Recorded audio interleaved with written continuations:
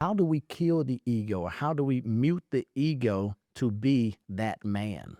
Well, at the end of the day, I think it's when you think about identity, you think, what does it mean to be a man? It's like, well, we need a Jesus is the great example Mhm. of that. And I will say, man, this is the hardest part. I think it's why we struggle the most. Because you know what? I can feel like the man if I'm making $1 million. I can feel like the man when I'm dunking on your head. I can feel like, right? There's so many of these external things that are not bad Mhm. that make me feel, oh, you know what I mean? But it's like understanding that's not who I am.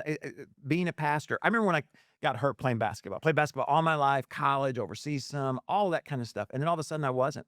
My whole life I was Troy the basketball player. Right. I mean, that's who I was in the paper. That's who I was recruited by. I mean, anybody in town, right? Even today, if I go back to my hometown, they're going to talk about basketball 50 years ago, right? So, and then all of a sudden you're not that. Mhm. And you're like, well, who am I? Right? And some people never get past that. They're still, Troy the basketball player 50 years ago. They're still telling those stories.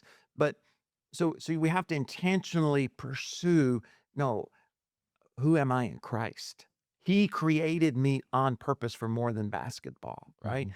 And and there's value in that. And I want to discover more and more of who I am in him. But I have to continue to remind myself of that. Because even in ministry, right?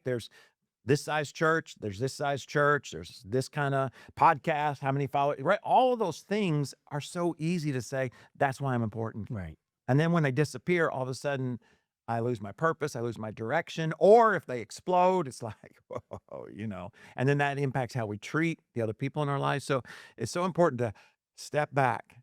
And honestly, for me, it's still a daily challenge to step back and say, no, no, I have value because of who I am in Christ. He died for me.